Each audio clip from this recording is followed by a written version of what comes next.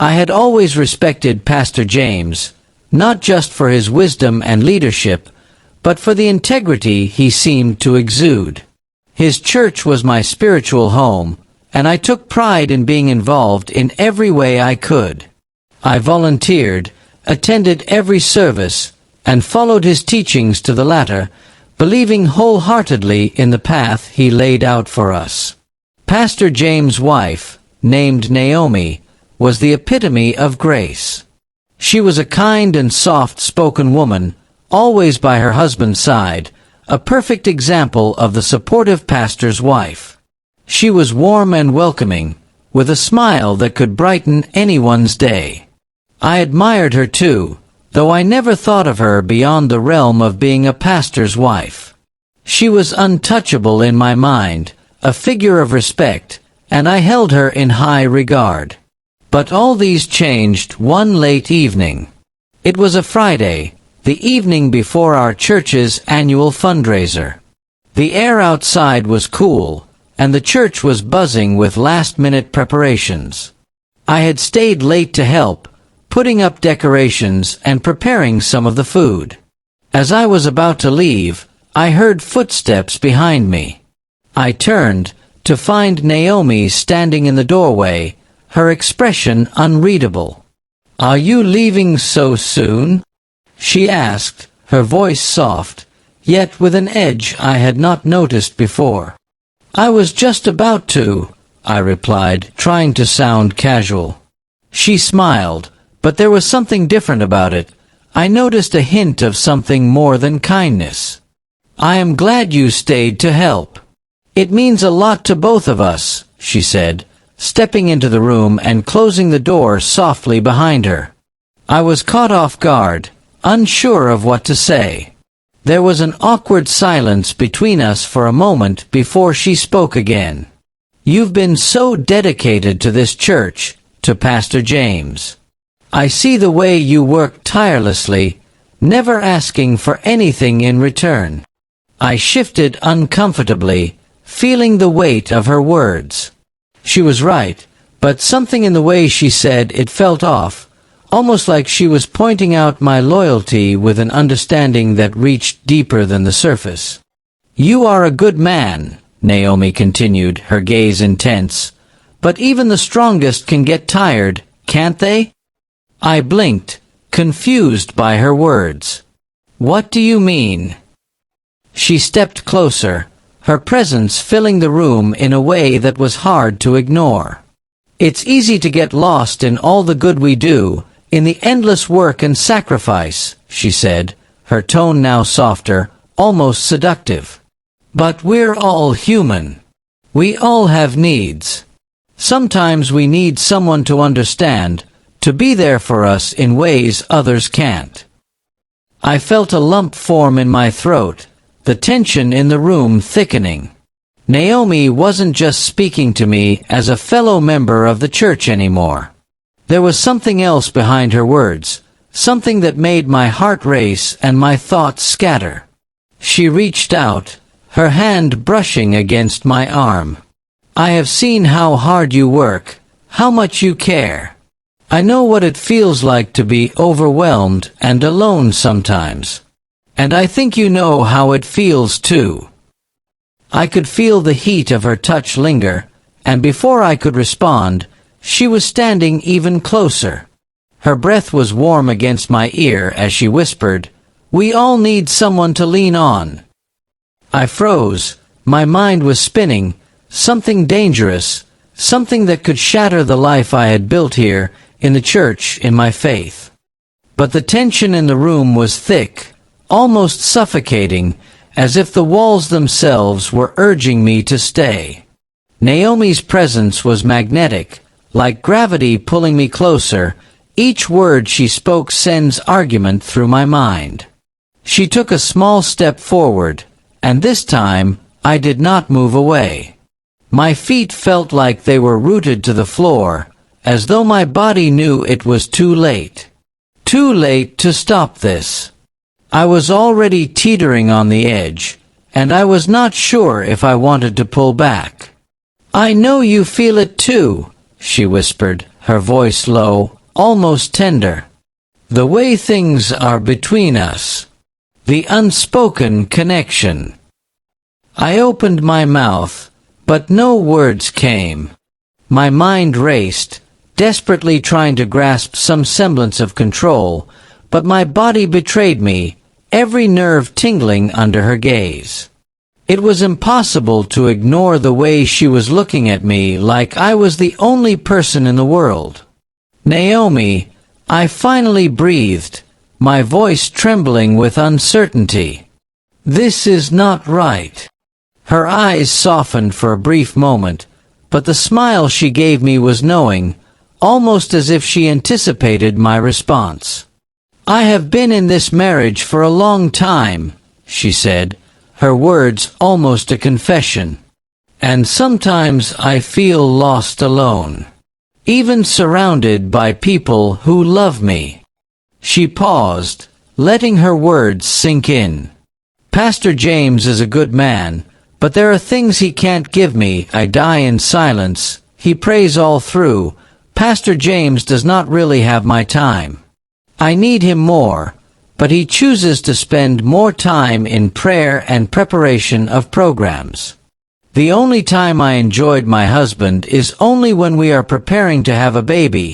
Things I know you understand, deep down." I swallowed hard, my mind a blur of conflicting emotions. I had never seen Naomi like this before, vulnerable, open, and yet dangerously manipulative. My thoughts clashed against each other, torn between the woman I had revered and the woman now standing before me, offering me something I could never have imagined. Her hand gently brushed the side of my face. She tried to give me a kiss, and my breath hitched. "I have never been the type to make things easy, I know," she continued, her voice almost a purr. "But sometimes you have to take what you want, before it slips away." Her fingers lingered on my skin, sending a jolt through my body that I couldn't deny. I was torn. The man I served in the church, the man who held his integrity above all else, felt like a distant memory. Here, in this moment, that man seemed so far away, as though the line between right and wrong had blurred into something less defined. Naomi stepped even closer, her chest almost brushing against mine, her breath warm against my neck. I could feel the heat radiating from her, and a part of me wanted to surrender to it, about to give in, just for a moment, to the craving that had built up in me to feel wanted, desired. But then, the image of Pastor James flashed in my mind, the man who had taught me, who had guided me, who had always been a pillar of strength. I thought of his kindness, his teachings, and the trust he had placed in me. This was his wife. This was the woman he loved. I pulled back slightly, my hands trembling.